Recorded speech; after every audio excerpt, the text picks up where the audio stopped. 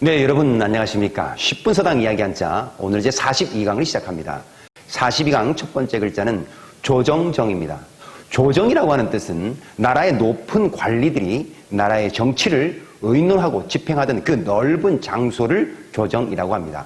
네, 41강에서 배웠던 중요한 임무를 뜻하는 청간임이 있고, 그리고 길게 걷는다는 길게 걸을 인이 있습니다. 자, 그래서 길게 걸을 인이라고 하는 글자를 먼저 설명하겠습니다. 길게 걸을 인은 넓고 길이가 긴 장소입니다. 자, 길게 걸을 인의 글자 구조를 보면 층계나 계단을 뜻하는 글자가 있고, 또 파인부를 써서 길이가 길다고 하는 것을 나타내고 있습니다. 자, 길게 걸을 인 정리하겠습니다. 층계나 계단이 있고 길이가 긴 곳을 걸어가는 길게 걸을 인, 층계나 계단이 있고 길이가 긴 곳을 걸어가는 길게 걸을 인. 네, 그러면 조정정의 글자 구조 보겠습니다.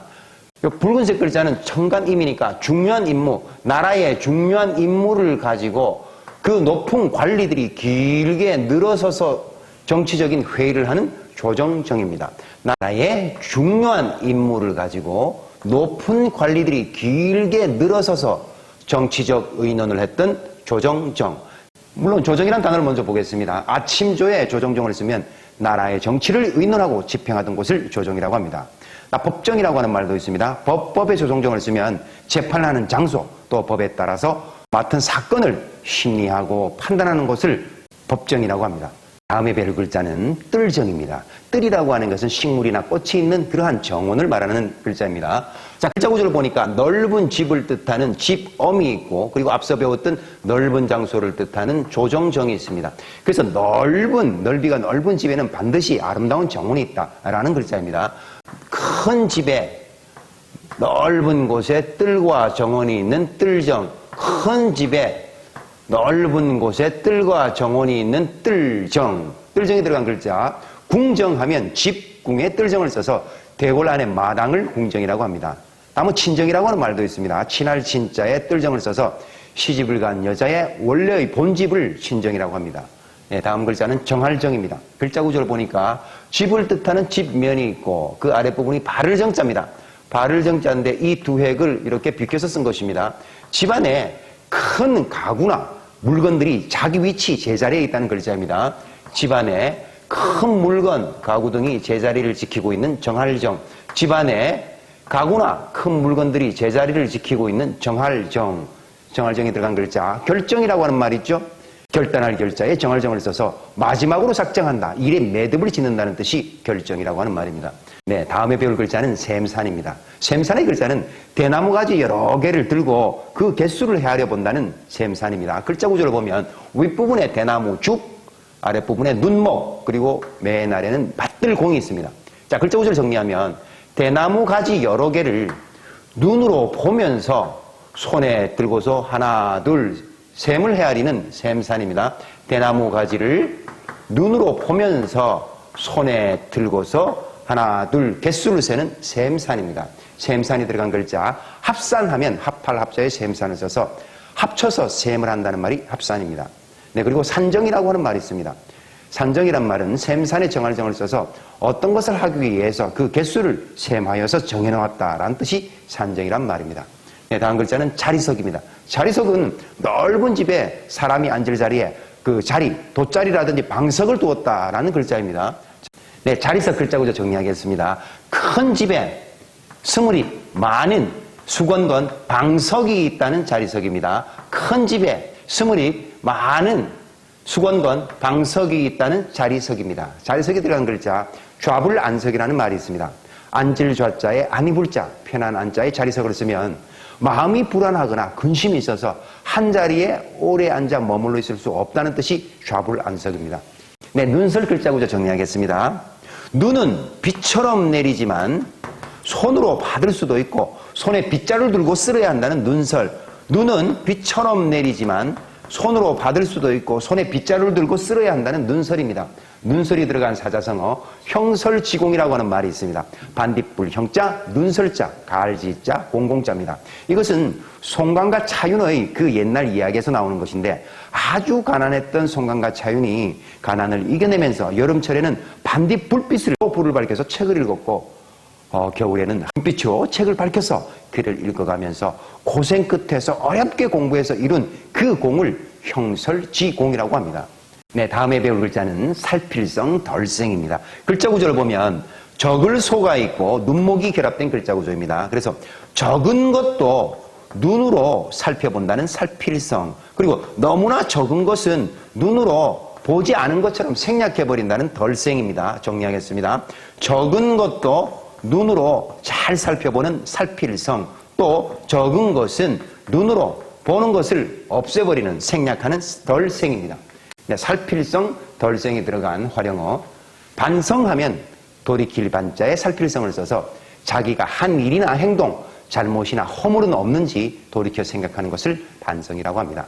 네, 다음은 생략이라고 하는 글자 덜생자에 간략할 약자를 쓰면 덜어서 줄이거나 뺀다는 말이 생략이라고 하는 말입니다. 네, 다음 글자는 씻을새입니다. 씻을새는 신에게 제사를 지내기 전에 먼저 몸을 씻고 손을 씻고 깨끗한 몸과 마음으로 제사를 올린다는 글자입니다. 글자 구조를 보니까 물수와 먼저선이 결합되어 있죠. 자, 그래서 제사를 지낼 때 물로써 몸과 마음을 먼저 씻고 제를 올린다는 씻을새. 제사를 지낼 때는 물로써 몸과 마음을 먼저 씻고 제사를 올린다는 씻을새입니다. 씻을새의 글자 구조 정리하겠습니다. 제사를 지낼 때 물로써 먼저 몸과 손을 씻고 제사를 올리는 씻을새. 제사를 지낼 때는 물로써 먼저 손과 몸을 씻고 제사를 올린다는 씻을새입니다. 씻을새가 들어간 활용어 세면하면 씻을새에 난면을 해서 얼굴을 씻는다는 뜻이 세면이란 말입니다. 다음은 세례라고 하는 말이 있습니다. 씻을새에 예도 레를 쓰면 종교의식에서 종교에 입교를 하는 사람에게 모든 죄를 씻어내린다는 표로 물을 적시면서 시행하는 의식이 세례입니다. 다음은 달물초입니다. 달물초는 그 어버이의 그 몸을 내가 닮았다. 어버이는 큰 몸이고 자기는 작은 몸입니다. 그래서 큰 몸을 닮은 작은 몸, 부모를 닮은 자기를 뜻하는 글자입니다. 글자 구조를 보니까 작을 소가 있고 고기 몸 신체를 뜻하는 달월이 결합되어 있죠. 고기 몸 신체인데 여기서는 몸통입니다. 그래서 어버이를 닮은 작은 몸통을 뜻하는 부모님을 닮은 달물초.